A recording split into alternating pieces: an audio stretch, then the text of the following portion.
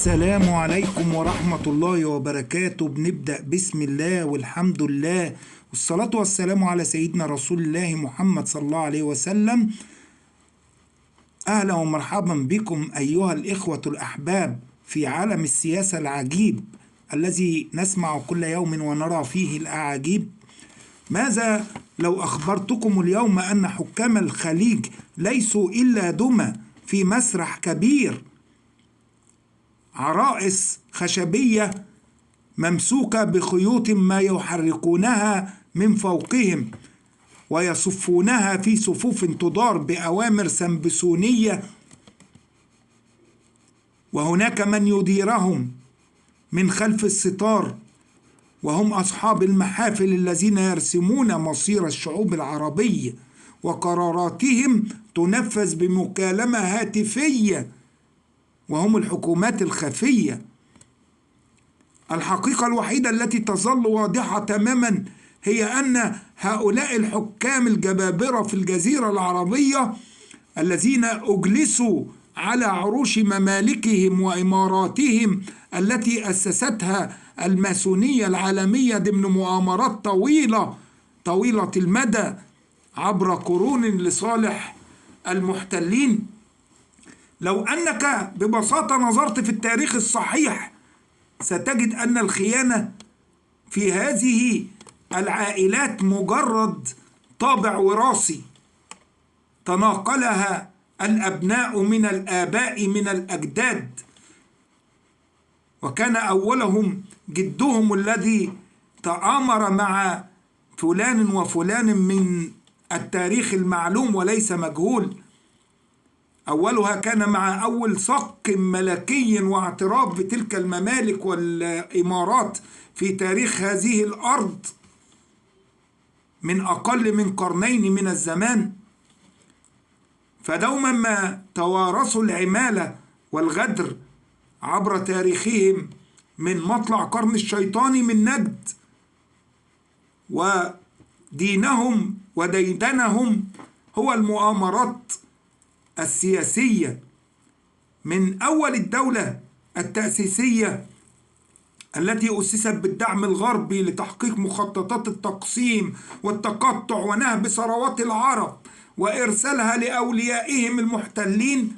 فلو أننا ننفض الغبار عن تلك الوجوه لسقطت الأقنعة عن وجوه خفية، لاكتشفنا كيف أن حكام الخليج اليوم ربما لا يختلفون كثيرا عن أسلافهم في أي شيء إلا الأسماء الشخصية، ولنكتشف أن الخيانة كانت جزءا من تراث عائلي عبر السنين.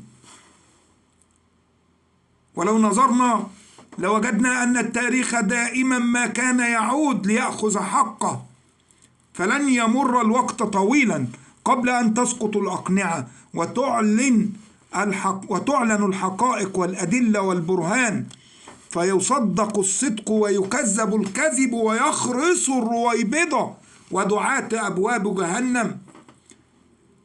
وستكشف الأيام عن الوجه القبيح لهؤلاء الجبابرة الذين طالما تاجروا بأرواح الشعوب على مذابح مصالحهم وترفهم ورفاهم، فلن يفلتوا يوما من العقاب أبدا، ولن يفروا من عقوبة الخيانة التاريخية، لأن تاريخ الخيانة الذي لا ولن ينسى،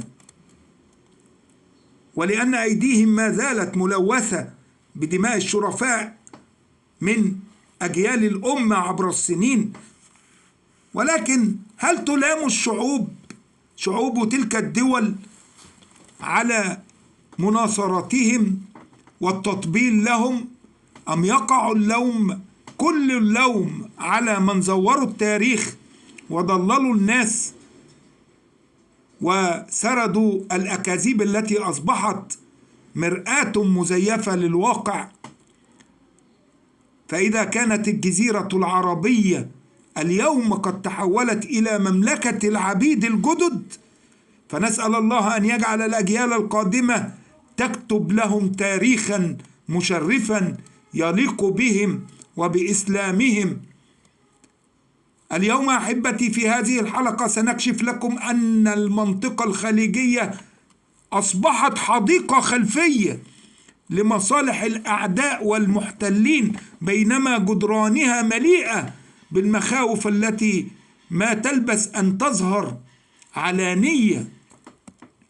والحقيقة أنهم يظنون أنهم يغطون عوراتهم بأكاذيب وأدوات دبلوماسية قديمة، لكن الحقيقة العارية التي لا يراها هؤلاء الحكام هي أن قلوبهم مكشوفة للعالمين والمتوسمين، وسيفضحهم الله على رؤوس الأشهاد. النهاردة 17/2/25 امبارح رسميا السعودية والإمارات وقطر ترفض خطة الإعمار المصرية لغزة بدون تهجير، وتدعم بكل الطرق الطاعة العمياء لقرارات ترومبا. الاجتماع انتهى انقلاب حدث في الاجتماع الودي الأخوي الخماسي على إرادة مصر والأردن والشعوب المسلمة العربية، وظهر فيه إعلان الانسياق والخضوع لقرارات ترومبا وخوف الأمراء العرب وحكام الجزيرة العربية منهم، وتقديم كافة فروض الولاء والدعم المطلق للعمل على تنفيذها وإزالة كل ما يقاومها ومن يقاومها، وتقديم حوافز وجوائز مبهرة لمن أطاع. عفوا. انتهى الاجتماع بمصر تخرج غاضبة وبتصميم على مواقفها وعلى المضي قدما في إنفاذ رؤيتها، ولو وحدها في الطريق، فلا تراجع ولا خضوع، ولا نقبل بالظلم أبدا، ولا نخشى في الله لومة لائم. حقيقة كنت قد نشرت حلقة قلت لكم الحلقة قبل السابقة، قلت لكم لا يغركم الموقف المعلن لأمراء جبابرة الخليج برفض مؤامرة ترامب، وبعد تهديدات ترامب الخفية بكشف المستور والمصيبة الذلة التي لا قبل لهم بالتصدي لردود الفعل العربية للشعوب المسلمة إذا تأكدوا من حقيقتها وحقيقة ما تم التهديد به، وحملوه على محامل الجد والحقيقة عندما قال ترامب عن إنشاء كعبة هوليود، وقبلها تحدث على فرض الإتاوة على مداخيل الحج. وبعدما تم اختطاف زمام المبادرة من مصر لسرقة مركزية القرار العربي بحجة أن بلاد الحرمين وخزائن الأموال التي لا تحصى وتعدادات الجيوش الوطنية عندهم وإعداداتها وقوة المعسكرات والقواعد الغربية المسمونية برا وبحرا وجوا، وما تمثله لهم من تهديدات لشعوب الوطن العربي كذلك حتى في الجزيرة نفسها. ودعم عسكري للكيان بتلك القواعد لتنفيذ مخططات النهب والسلب للمقدرات العربية وطرد أهلها منها وتشريدهم تشريدا.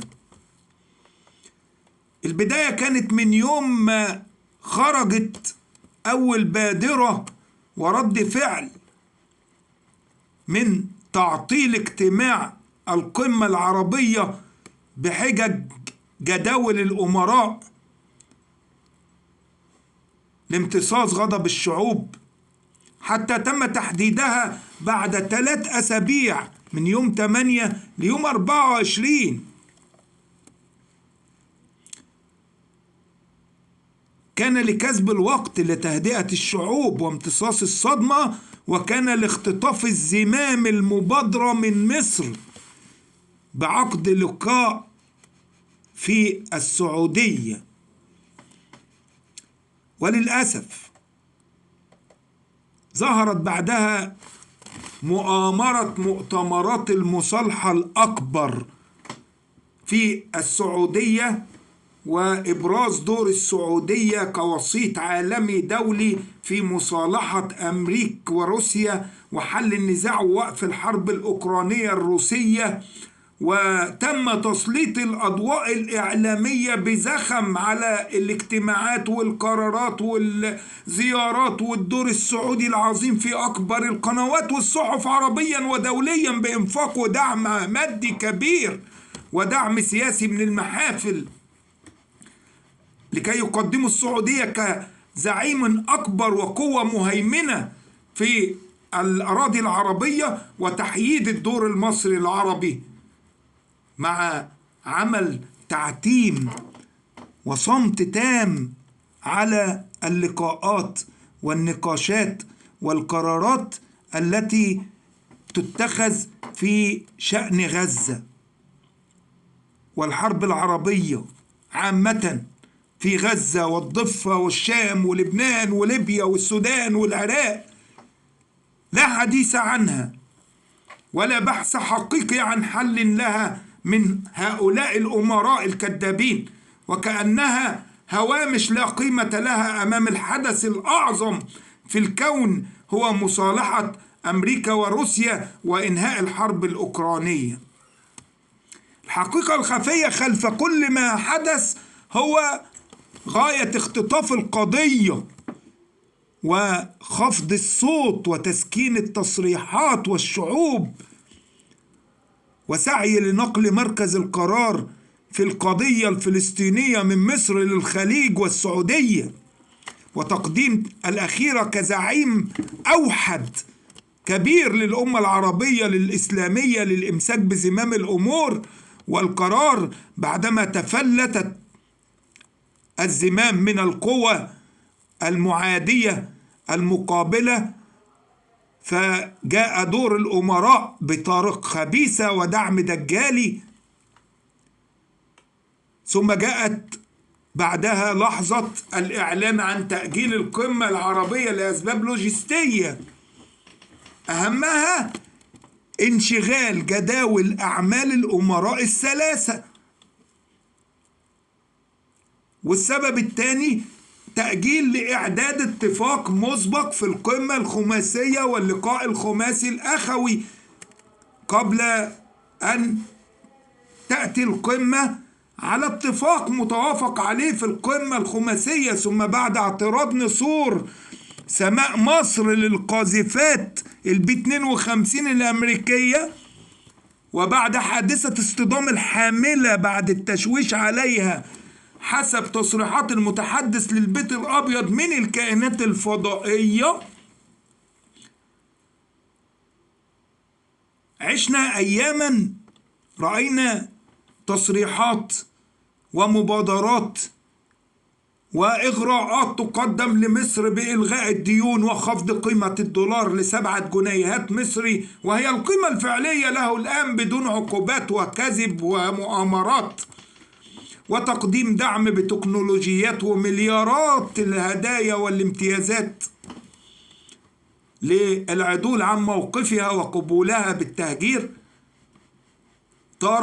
وتارة أخرى باستعراض القوة بحاملات الطائرات والقاذفات والتهديد بالعقوبات والحصار السياسي والاقتصادي، بل وصل إلى التهديد بالمواجهة العسكرية المباشرة مع القوات الأمارك والناتو والكيان وأذنابهم مجتمعين أمام الجيش المصري.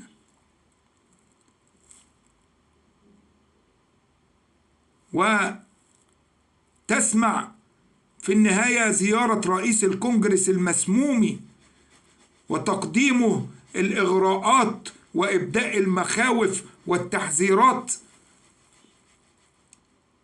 إلى هنا كان الأمر واضحا لذي عين يرى وعندما سمعنا تصاريح الإماراتية الرسمية التي لا تتماهى مع المعلن من المواقف، فمثلا تصريح الأخ يوسف العتيبي عراب الإمارات عندما سئل عن خطة مصر لإعمار غزة وانتظار الأردن لخطة مصر، يقول: لا أرى إمكانية تحقيق المخططات المصرية لغزة حلا واقعيا، ولا أراها ممكنة، ورغم أن اقتراحات ترامب صعبة وصادمة للبعض لكني أراها واقعية أكتر، ولا يوجد حل واقعي بديل إلى الآن.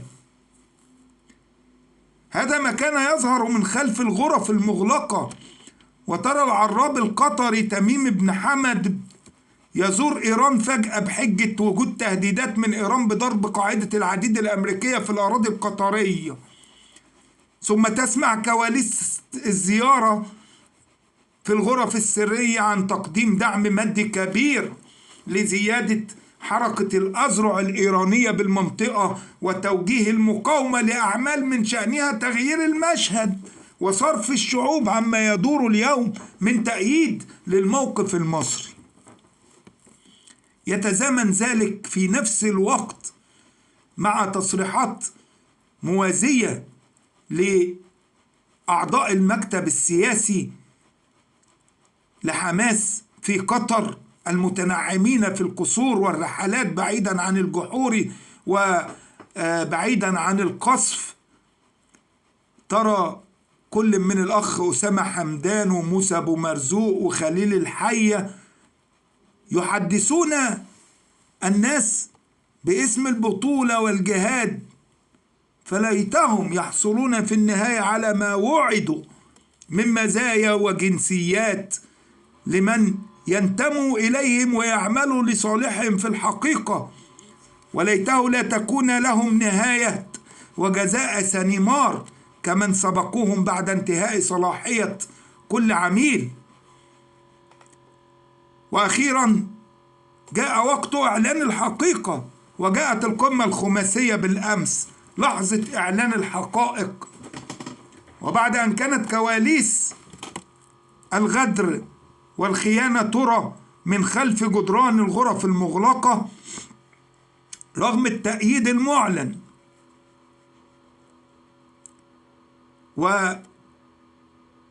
ونلمح فيها رفضا سريا ومقاومة وتآمر على دفاع مصر عن غزة والعرب وتصدر الجيش المصري للمشهد وحشود القوات على المعابر لمنع التهجير القسري تحت قصف القنابل والطائرات بتأييد عالمي. جاءت القمة الخماسية ورفضت الدول الثلاثة التوقيع على ورقة التفاهمات حول الحلول المقدمة من مصر كليا. رفضت المساهمة في تمويل تنفيذها أبدا، وخرج الاجتماع بصورة اجتماع هزلي هزيل تحت تغطية إعلامية ضعيفة وموجهة سياسيا بعناية لتهميش الحكاية. انتهت القمة بلا قرارات ولا تفاهمات، انتهت بإعلان الخلافات في الرؤى والانتماءات والغايات. الصحف العالمية اليوم خرجت بعناوين كاشفة صادمة مع تعتيم وصمت الإعلام العربي الرهيب وتزييف القنوات للحقائق. تخرج صحيفة إسرائيل يوم النهاردة بعنوان: السعودية والإمارات رفضت التوقيع على التفاهمات واشترطت نزع كامل سلاح حماس وطرد قادة المقاومة خارج غزة أولا، وإلا رفض التمويل لخطة الإعمار ورفض دعم الخطة ودعم المقابل خطة التهجير لاكتساس الورم من مكانه وإنهاء المشكلة بحل جذري عشان الناس دي طول ما هم موجودين في المكان ده مفيش حل للمشكلة. وفي المقابل عرضت المؤتمر ورقة خليجية جاء فيها الحل الخليجي البديل، وتفاصيله كالآتي: جاء في هذه الورقة أن مجموعة الخليج سوف تدعم بكل قوة الاقتصاد المصري لمواجهة وحل المشاكل ورفع العقوبات الحقيقية لتعويض فترات الضغوط السابقة التي أثرت على الشعب المصري والحكومة خلال العقدين الأخيرين، وتسديد كافة الدين المصري الداخلي والخارجي. ثانيا، السعودية يمكنها الموافقة على استقبال الجزء الأكبر من الغزاويين وليس الكل، لعدم نزع الوجود العربي تماما وتفريغ القضية من أهلها وخسارتها يا عيني. ثالثا، دعم أن تتحول منطقة غزة إلى منطقة استثمارية سياحية عالمية تحت إشراف صندوق دولي بدعم وتمويل كامل خليجي بمشاركة الشركات الأمريكية والغربية والعربية تحت إشراف مكاتب استشارية دولية أمريكية سامباسوني. رابعا، تمكين الرئيس الأمريكي من السيطرة على المعابر الدولية والجزر الاستراتيجية لتهدئة الأوضاع وخفض الصوت وإطفاء لهيب الصراع والمواجهات المحتملة. سادسا، تفعيل اتفاقية السلام كامب ديفيد وإزالة الخروقات من الطرفين والعودة لمواضع القوات العسكرية لما قبل طوفان الأقصى في سيناء والأردن والكيان، وذلك لنزع الفتيل الحرب التي تهدد المنطقة بالكامل. حقيقة كلها الورقة كأن اللي كاتبها نتنياهو وترامب، ويعني بيتكلموا ان هي اقتراحهم هم مش بيدعموه، وده بيأكد لنا ان هم يعني عمرهم ما كانوا لينا ولا مننا ولا هيكونوا في يوم من الايام. مباشرة نرى اول امس فعالية اكبر مؤتمر تطوير عقاري في امريكا بتمويل رسمي ورعاية سعودية في حضور ترامب وفي حضور هيئة السفارة السعودية الأمريكية بالكامل على رأسها الأميرة ريما بنت بندر السفيرة، وأكثر من 80 شخصية من كبار الشخصيات السعودية، وحضور جاريد كوشنر وكبار المطورين العقاريين الأمارك. وفيه يعرض ترامب مخططاته لريفيرا غزة العالمية تحت سيادة أمريكية. ثم بالأمس ينشر تغريدة على موقع إكس بفيلم أنيميشن تصويري بالذكاء الصناعي لتصور ريفيرا غزة، وفي نفس الوقت يتحرك النتن يحشد القوات على حدوده مع غزة وفرق بالكاملة، وتسمع تصريحات بعودة الحرب رسميا وقف العمل بقرار وقف الهدنة. وصحيفة بلومبرج الماسومية تنشر تقرير كامل بعنوان إسرائيل لن تكون ملزمة مستقبلا بقوانين الحرب وقوانين الحقوقية بعد انسحابها من اتفاقيات المنظمات الحقوقية وانسحابها من محكمة الجنائية الدولية، حيث أصبحت غير خاضعة لأي مساءلة أو تحقيقات قانونية ولا ملزمة بأي قرارات من تلك الجهة.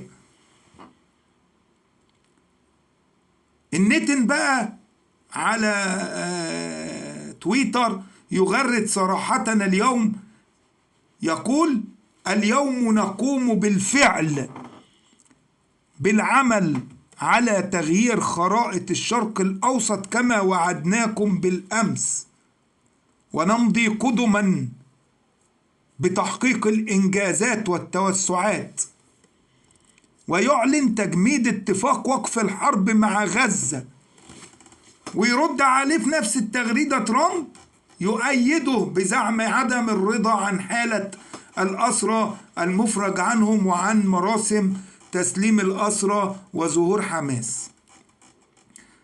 وفي نفس الوقت تسمع إن السيد ترامب بيقيل رئيس الأركان وقائد البحرية وقبطان الحاملة اللي اتضربت ونائب قائد القوات الجوية والمحامي العسكري العام للقوات البرية والبحرية والجوية، وبيعين في تلك المناصب الحساسة شخصيات شيطانية موالية تتصف بالطاعة التامة العمياء لأوامر ترامب، ووزير دفاعه بلا اعتراضات.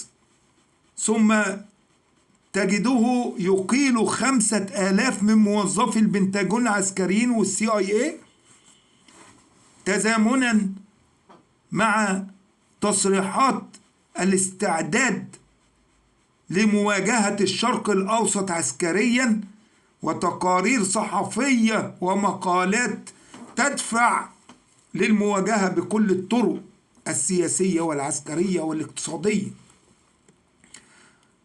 ما هو المنتظر بعد ذلك من هؤلاء الملاعين الذي لم يسجلوا التاريخ عن أجدادهم إلا الغدر والخيانة والتكبر والتجبر على قضايا الأمة العربية والإسلامية، وتمويل الإرهاب والصراعات الداخلية للدول العربية على مر العصور في كل مكان، من دول المغارب إلى ليبيا ومصر والسودان، من اليمن للعراق لسوريا للبنان للأردن لفلسطين. دور هتلاقي كل اللي بيدعم ويمول كل التحركات دي من الثلاث دول دول. كل سياستهم نشر الإعلام الخنزيري الكاذب، الظهور بمظهر الحملان وهم ضباع مسلسلة بسلاسل ممسوكة بأطواقها بأيدي أولياء الشياطين. قلت وما زلت أقول وأصمم على ذلك بعلم من النبوءات وتتبع مستبصر للتاريخ والأخبار كاشفا لكل الساحات بإذن الله. وبإذن الله نرى ونقرأ ما خلف التصريحات مما خفي بين سطور الكلمات، وننظر في الأفعال والفعاليات. نعم، قرأنا التاريخ وجدناهم لم يكونوا يوما يعملون في مصلحة العرب، ولكن دوما يعملون لمصالح من أسسوا لهم دول وممالك يحكمونها تحت إدارتهم، ويتحكمون فيها بسياسات الحكومة الفعلية الخفية التي أمدتهم دوما بالدعم العسكري والسياسي والمادي في البدايات وإلى اليوم وسيستمر ظهور مشاهد الغدر والخيانة منهم. لا تنتظروا منهم العون يوما أبدا، لا تنتظروا إلا الخداع والمكر، فإنه والله إن تمسسكم حسنة تسؤهم وإن تصبكم سيئة يفرحوا بها. هم العدو فاحذرهم، قاتلهم الله أن يؤفكون. الحقيقة أن كل ما يحدث في هذه الأيام هو وفق سيناريوهات كتبت مسبقا في كتب الحديث والنبوءات وأخبار الزمان، ولا يعقلها إلا العالمون، وفيها ما كان منهم وما يكون ليوم خسفهم وليوم زوال ملكهم جزاء وفاقا لهم وتقطعهم وتشتت شملهم.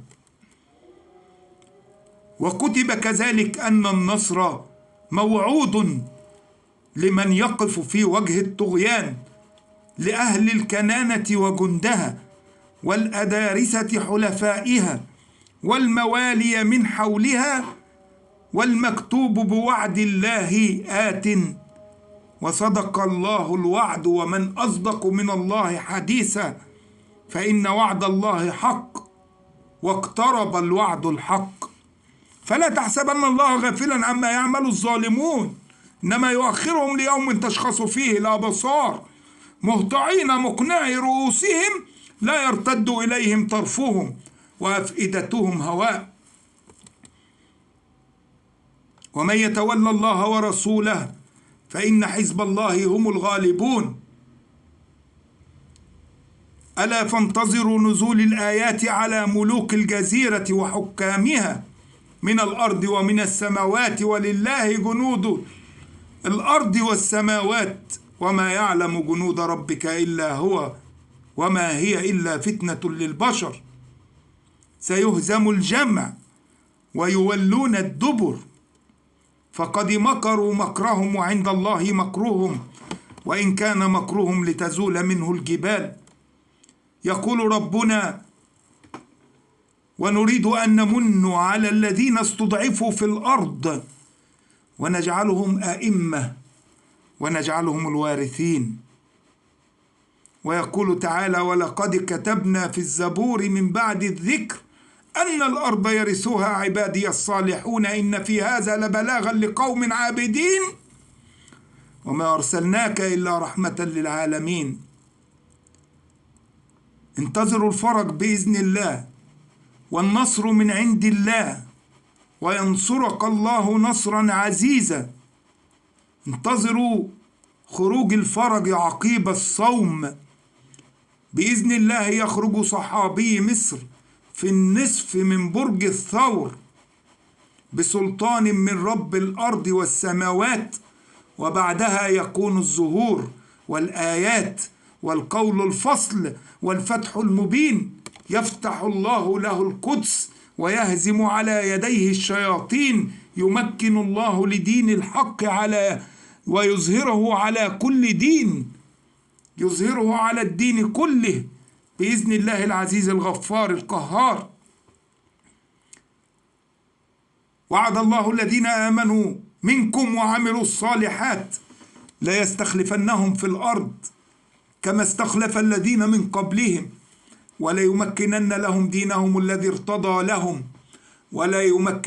ولا يبدلنهم من بعد خوفهم أمنا يعبدونني لا يشركون بي شيئا ومن كفر بعد ذلك فأولئك هم الظالمون. وعدكم الله بالنصر بما دمتم في سبيل الله مجاهدون صابرون محتسبون. فيا أيها الذين آمنوا اصبروا وصابروا ورابطوا واتقوا الله لعلكم تفلحون. اللهم اجعل بلادنا آمنة مطمئنة وسائر ديار المسلمين، وانصرنا وأمدنا بمددك العظيم يا رب العالمين. اللهم استعملنا لنصرة الحق بإذنك والدين، وأذن لنا أن نكون من جندك الصادقين، وأذن لدينك الحق المبين أن يعود وأن يسود وأن يقود فيصلح الدنيا بالدين. اللهم انصرنا ولا تنصر علينا، وامكر لنا ولا تمكر علينا، واهدنا ويسر الهدى إلينا. اللهم اجعلنا هداة مهتدين غير ضالين ولا مضلين، ولا تخزنا يوم الدين برحمتك يا رب العالمين. اهدنا واهدي بنا واهدي لنا، واجعلنا للمتقين هدى، واجعلنا علما لمن اهتدى. سبحانك ربنا وإليك المصير.